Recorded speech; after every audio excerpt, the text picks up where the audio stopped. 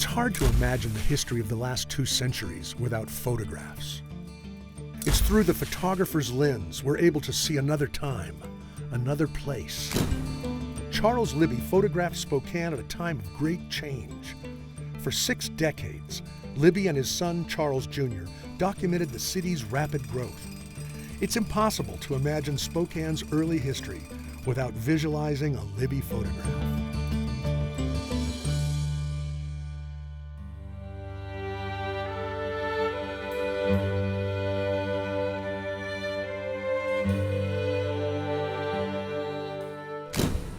No other Spokane photographer took as many pictures over as long of a period as Charles Libby. By the time he retired in 1962, Libby had worked for over 6 decades. He photographed 4 presidents and left more than 200,000 negatives. For Libby, the early 1900s was a very exciting time to be a photographer.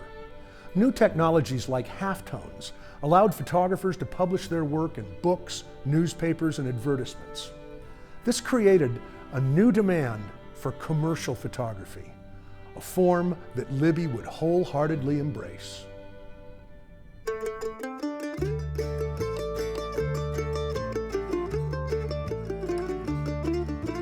Charles Augustus Libby was born in Olympia, Washington in 1879.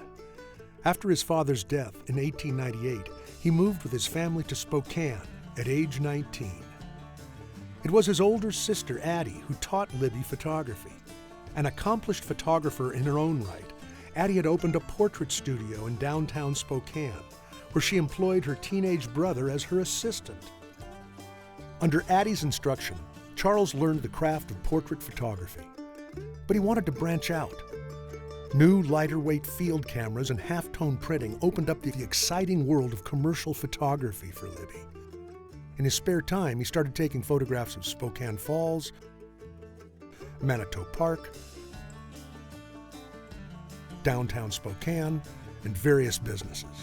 He saw this great potential to go out and do commercial photography and go out and take scenic landscapes and pictures of businesses and buildings.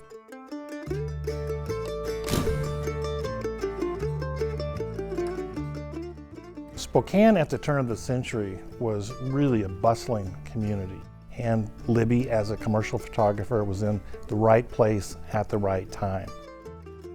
City fathers really promotionalized expansion and the benefits of the community.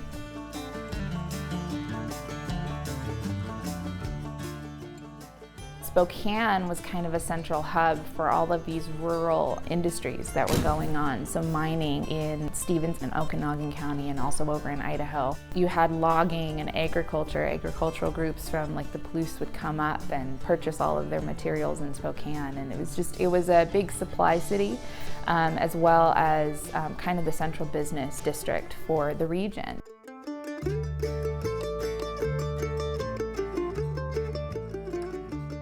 Spokane was booming. As new buildings and businesses were being built, Libby was there to document it. The ability to print photographs in publications and newspapers and brochures was new at the time, and so that idea of being able to take a picture of your business as part of your advertisement was definitely appealing to many business owners.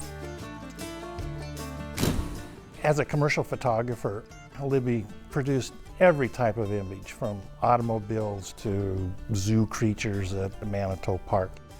He took countless photographs for these businesses, and word of mouth got out that he was really passionate about his work. And so one business would hire him and they would show the photographs to their friends and their friends own businesses, and they'd be like, "Ooh, you should come and take pictures of my storefront."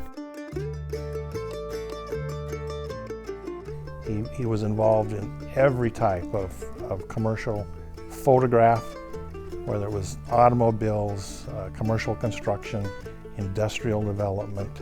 He was really called upon to photograph the development of Spokane.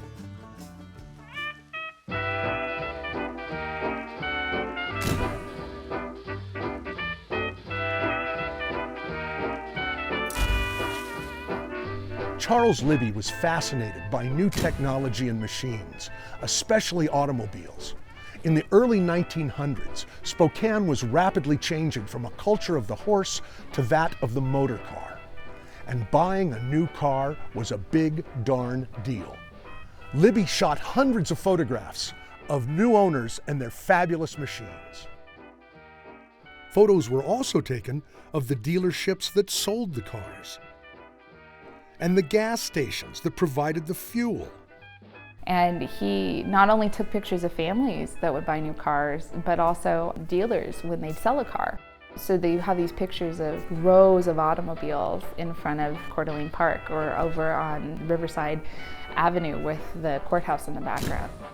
Libby also photographed automobile races, auto touring, and automobile shows. Libby showed up for the wrecks, too. He took thousands of photographs of crashed cars and derailed trains for insurance companies.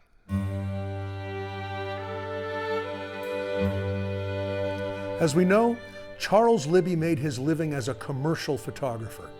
He didn't fancy himself a historian or a documentarian, and yet he played the essential role for 6 decades of documenting Spokane's evolution. There's one Charles Libby image which shows horses for sale, and it's showing the backside of these horses.